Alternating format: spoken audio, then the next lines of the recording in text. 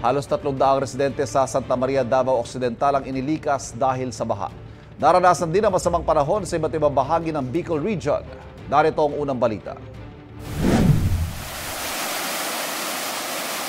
Umagos na hanggang sa kalsada ang tubig sa spillway na yan sa isang bahagi ng Sorsogon. May ilang nangahas tumawid kahit malakas ang agos ng tubig. Ilang spillway din ang hindi na madaanan sa Sangay, Camarines Sur dahil sa baha. Pinapaalalahanan ng mga residente na huwag munang dumaan doon.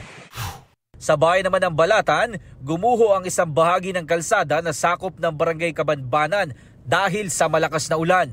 Kung magpapatuloy pa ito, pinangangambahang lalo pang lumambot ang lupa at lumaki ang pinsala. Pinag-iingat ang mga motoristang dumaraan doon.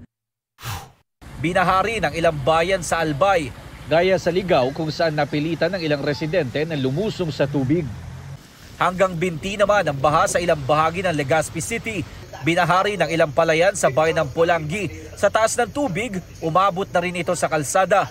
Ayon sa Pag-asa, shear line ang nagpaulan sa Bicol Region. Umulan din ng malakas sa Tawi-Tawi sa Mindanao. Sa Turtle Islands, pinasok ng tubig ang ilang bahay.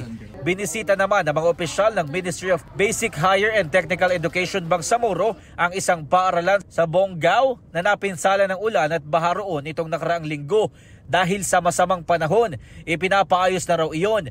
Inilikas naman ang halos 300 residente ng Santa Maria, Davao Occidental dahil sa hanggang bewang na baha dulot ng malakas na ulan. Easterlies naman ang nagpaulan sa Mindanao ayon sa Pag-asa. Ito ang unang balita, Jomer Apresto para sa GMA Integrated News. Kapuso, huwag magpapahuli sa latest news and updates. Mag-iuna ka sa balita at mag-subscribe sa YouTube channel ng GMA Integrated News.